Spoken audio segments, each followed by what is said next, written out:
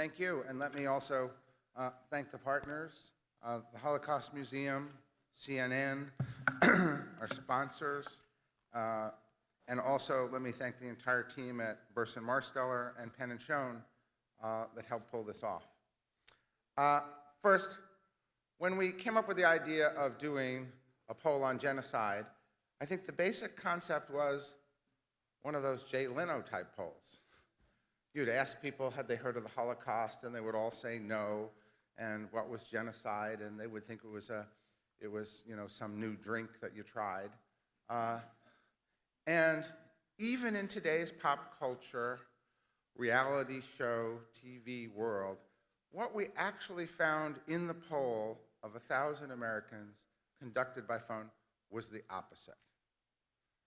That there is a combination out there of knowledge, information, idealism, and realism that really, I think, set the standard for defining how strongly America should act in the face of mass atrocities and genocidal actions.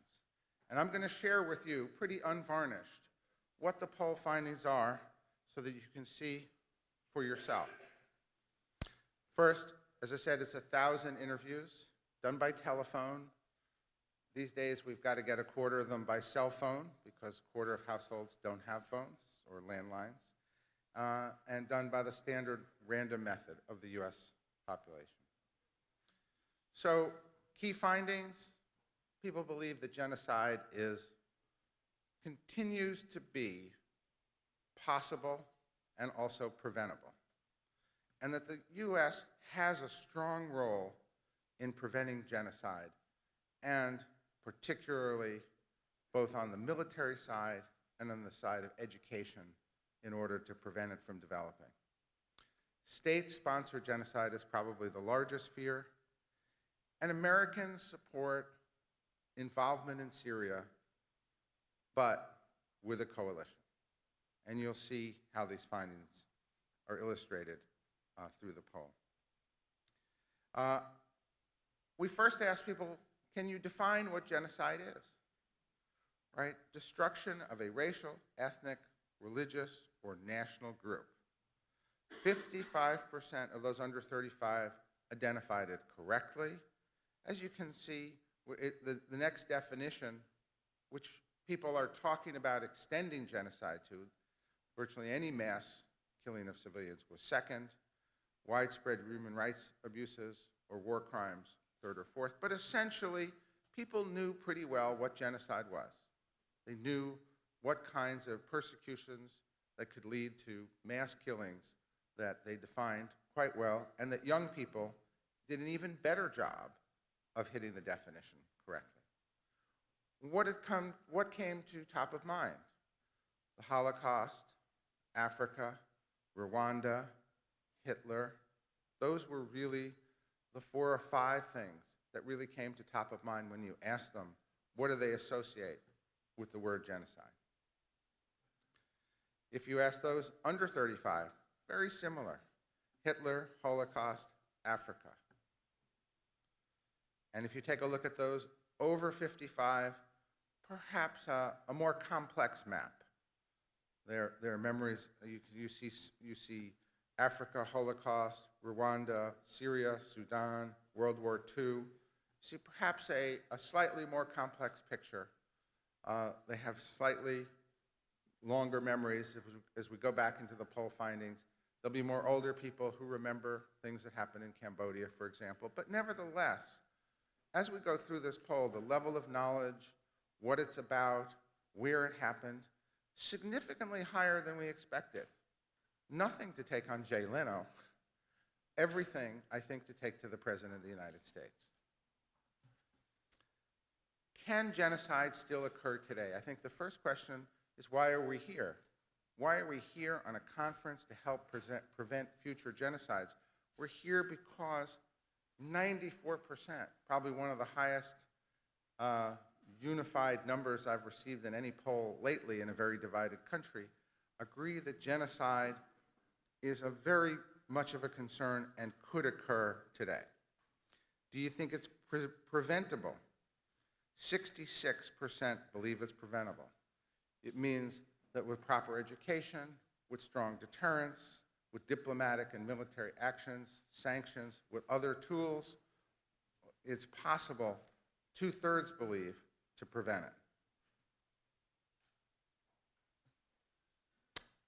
And what's causing genocide? Power and politics, number one.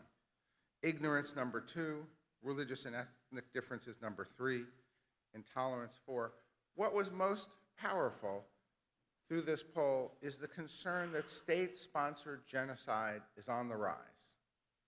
And that when you think of what a state can do with its enormous military power to ravage a civilian population, I think that is becoming an increased concern here and an increased concern in terms of what people think we should act on.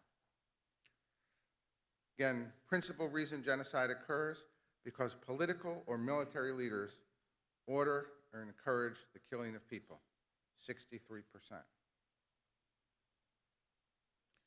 Which are the reasons that people become concerned? Moral principles, sympathy for victims. 39% said we should become concerned because it's in the national security. But when we ask people, do you think it is in the U.S. national security interest to prevent or respond in the event of genocide or mass atrocity? 71% said that it is now in the national interest. 23% said it wasn't. Among young people 18 to 29, 77% said it was in the national interest. But even if we go to the over 55, 69%. Genocide and fighting genocide is principally a consensus issue in this country these days. Far removed, I think, from 20 or 30 years ago when I would hazard that it really wasn't. Do you think the U.S. should prevent or stop genocide or mass atrocities from occurring in another part of the world? 69%, consistent finding. Americans think international bodies have the most responsibility. So they want to turn to international bodies. They want the countries involved with the conflict. They don't want the United States to go it alone. That means that fighting genocide isn't strictly a military problem. It's not strictly an economic problem.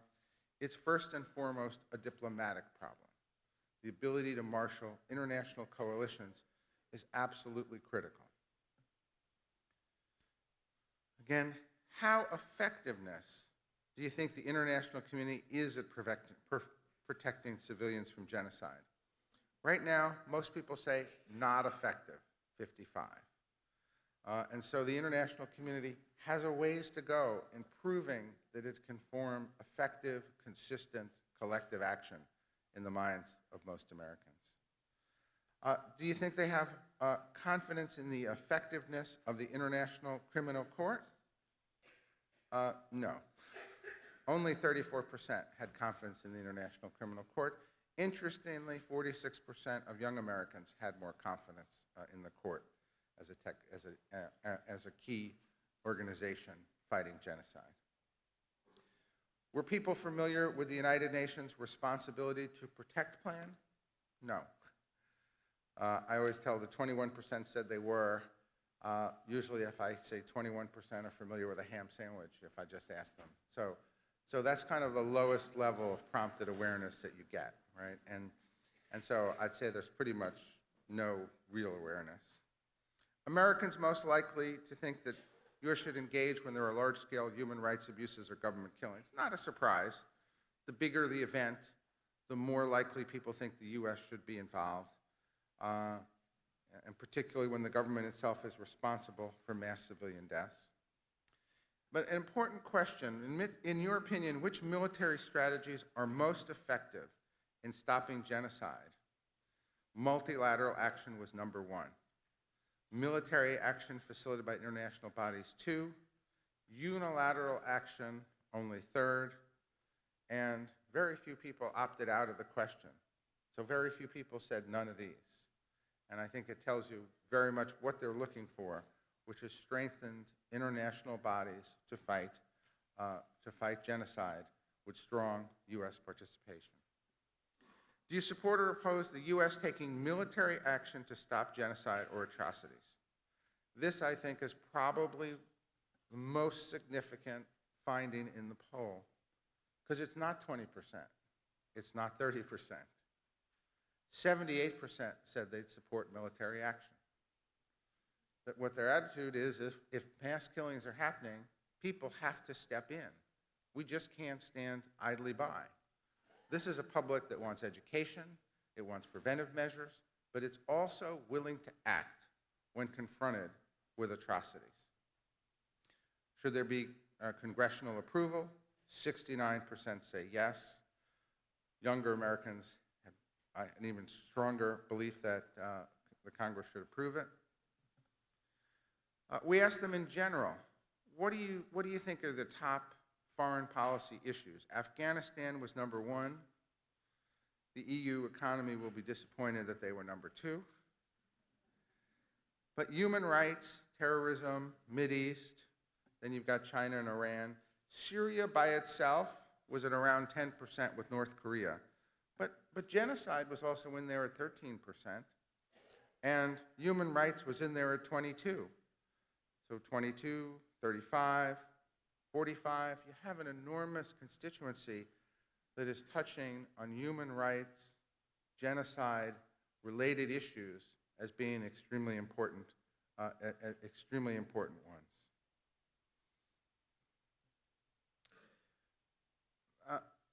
What about Syria itself? Thinking about the past and more recent international conflicts, how convinced are you that the U.S. should have taken military action in Syria? 55% are convinced, 24% convinced U.S. should not take it. That's about 2 to 1. So again, I see this poll from a political point of view. I think presidents have sat back and they said, you know, we would have wanted to intervene, but we didn't think the national interest definition sustained it. Or we would have wanted to intervene, but we didn't think the public would support it. And the biggest, I think, finding in this poll is that in an internet society in which virtually anything that happens anywhere can be captured and transmitted on a cell phone, that fundamentally that is changing the calculus of public support for action. It brings atrocities not even into the living room, as we would have said 20 years ago, but right into the palm, right into your very being. And I think that that has a profound effect on the notion that you just can't act afterward. You have to act before, and you have to act during. So, if you go back to Syria, helping refugees to flee violence, 63%. Freezing trade except food and medicine, 59%. Sending U.S. ground forces, but only as part of an international force, 55%. Sudan, 56%. Airstrikes, lower number. Ground forces alone, 38%.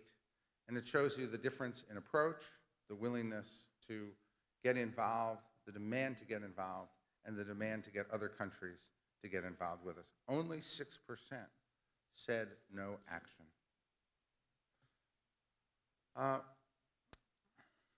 Again, if you now look at Bosnia, Rwanda, Darfur, and Libya, about 6 in 10, whether we took action or failed to take action in any of these areas, about 6 in 10 now say that they would have supported action or do support the actions that we've taken, pretty much universally across the board. So, how familiar are you with genocides? 91% were familiar with the Holocaust, 73% with Syria. Universally pretty strong knowledge. Older people were more familiar with things that happened, in a greater time period. Everybody, young, old, had about the same remembrance of the Holocaust in the 90s. It was, in fact, I think, a pretty strong finding. Armenia would be the least known. The victims of genocide, often religious, and ethnic groups. Education, what do you think about education about the history can prevent future genocides? 76% agreed with that. Education and tolerance was the biggest non-military solution to the problem. So let's do a recap. 94% believe that genocide is very much a concern and could occur. 66% believe it's preventable. 78% support U.S. military action. Most say, let's have not unilateral, but multilateral action. And 76% believe that education is the key. So this is a poll about people saying, get involved. They're saying, I understand what's going on. I see it more than ever. It's in the national interest. I don't want to hear that our country has hung back. They want an aggressive, multilateral, educational, and if necessary, even military action when mass atrocities and genocides occur, especially when they are sponsored by state governments against civilians.